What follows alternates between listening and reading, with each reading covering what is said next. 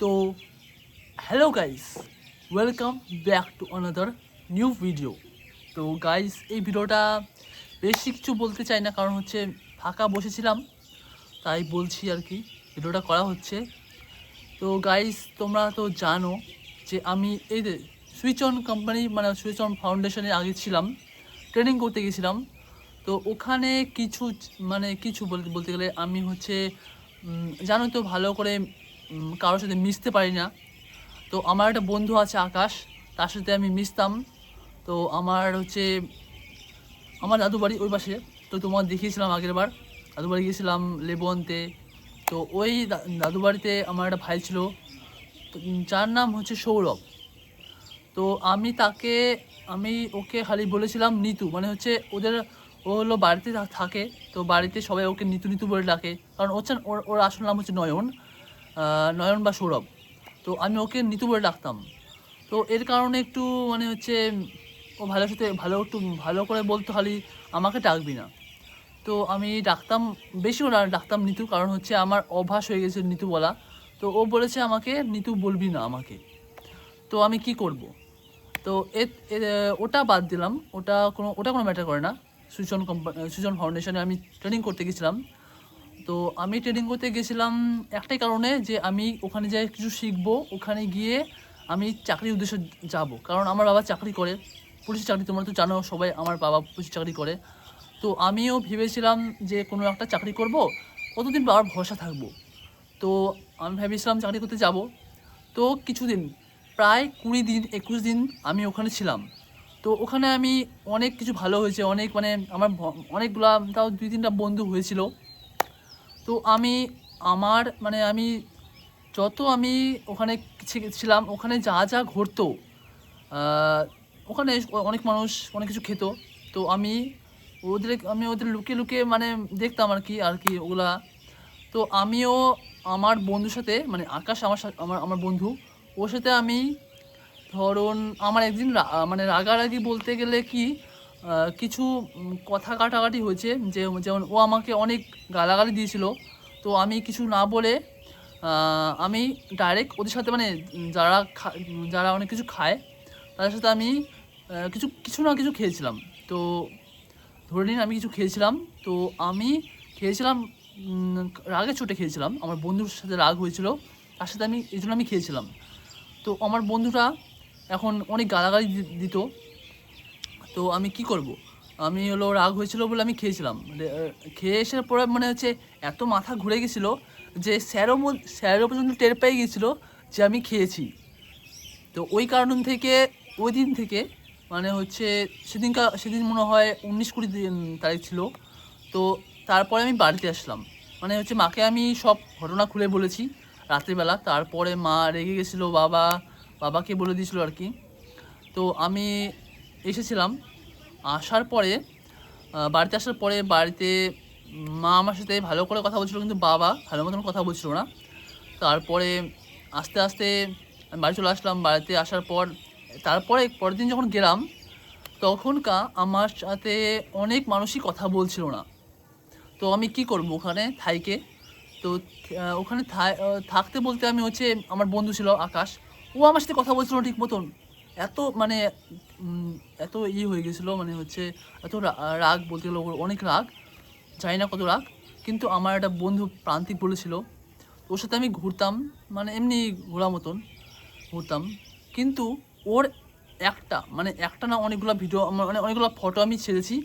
মানে এমন ফটো, ওখানে মানে ও বলছে আমাকে, আমি বলে গে, মানে গে বলতে গেলে কীরকম, আমি বলে ওর ফটো দিয়ে আমি এরকম একটা লাভ বানিয়ে ছেড়েছিলাম, মানে ভিডিও মতন ছেড়েছি ফেসবুকে। ওটা দেখে ওর একটা বান্ধবী বা বন্ধু হয়, মেয়ে বন্ধু, সে রিয়াক্ট করেছে, ওকে বলেছে যে ওর ফোন থেকে ওকে ডিলিট করতে। তো আমি বন্ধু কেন, আমার একটা মানে হচ্ছে আমার একটা স্মৃতি, আমার বন্ধু হিসেবে, মানে আমি হলো ওখানে ছিলাম কদিন ধরে। তো আমার একটা বন্ধু হয়েছিল, তো আমি কেন ফটোটা ডিলিট করতে যাবো বা ভিডিওটা কেন ডিলিট করতে যাবো? ওর ওর ওর ওর হচ্ছে মানে মেয়ে বন্ধুটা বললে আমি ডিলিট করতে লাগবে? এটা কখনো হতে পারে? বা হতে পারতো, তাও আমি কি করব, ডিলিট তো করতে লাগবে যখন বলেছে। তো ডিলিট করে দিয়েছি। তারপরে মানে ও আমাকে বলেছে ডিলিট করে দিয়েছি। তখন আমি কি করব? এখন হচ্ছে আমার কোনো বন্ধু নেই, আমার সাথে কথা বলতেছে না ঠিক মতন, কেউ আমার সাথে ঘুরতেছে না, আমার ভাইটাও আমার সাথে ঘুরতেছে না, দাদু বাড়ির যে ঠাকুর দাদু কাকার ছেলে, তো আমার সাথে ঘুরতেছে না, কথা বলতেছে না ঠিক মতন। তো আমি কি করব? তো আমি বাবা মাকে সব ফোন করে জানালাম। বাবা বলল যে হচ্ছে তুই থাকবি না চলে আসবি। তো আমি বাবাকে বললাম, বাবা যে আমি চলে আসবো, মানে হচ্ছে ভালো মতন কেউ কথা বলতেছে না, থাকতে বলতেছে না, তো আমি কি করব থাইকে? যখন আমার সাথে কেউ কথাই বলতেছে না, কারোর সাথে মিশতে পারতেছে না, ঘুরতে পারতেছে না, সবাই বলতেছে আমি ফোন করে সব মা বাবাকে বলে দিই, তো তোর সাথে কেন মিশবো বা এরকম। আমার সাথে কেউ মিশতেছিল না। তো আমি কি করব? এই জন্য আমি বাড়ি চলে আসলাম। বাড়ি চলে আসার 2 দিন মাত্র, 3 দিন ধরে আমি বাড়িতে আসছি। এখন আগে আমি অনলাইনে কাজ করতাম, তো এখন অনলাইনের কাজ বলতে গেলে শুরু করেছি, তাতেই দেখুন কম্পিউটারটা খারাপ হয়ে গেছে। এখন কি করব? কম্পিউটার ঠিক করতে দিতে গেছি, ওদলা বাড়িতে ঠিক করে দিতে মানে বলছে 7 দিন পর ঠিক হয়ে যাবে। তো 1 সপ্তাহ আমি কি করব? এই জন্য বাড়িতে জেরক্স মেশিনটা ঠিক আছে, তো জেরক্স মেশিনটা আমি এখন জেরক্স করছি। কেউ আসছে হঠাৎ বিরেতে, তো বন্ধুরা প্লিজ দয়া করে, মানে আমি এখন তো সুইচ অন কোম্পানিতে আর যাই না। এই যে সুইচ অন কোম্পানির টি শার্ট, এই জামাটা পরে সুইচ অন কোম্পানিতে আমি কাজ শিখতাম আর কি, মানে হলো ট্রেনিং করতাম। সবাই এই জামাটা পরে এরকম জামা পরে সবাই হলো ট্রেনিং করতো। তো এখন ট্রেনিং করছে ওরা, আমি বাড়িতে বসে আছি, কারণ এই ঝগড়াটার কারণে। ঝগড়া বলতে কিছু না, আমার সাথে কেউ কথা বলে না এর জন্য। তাই আমি কী করবো বলুন? একটু ভালো করে বলতে পারেন, একটু মেসেজ বা কমেন্ট করে বলবেন যে আমি আর কী করতে পারি।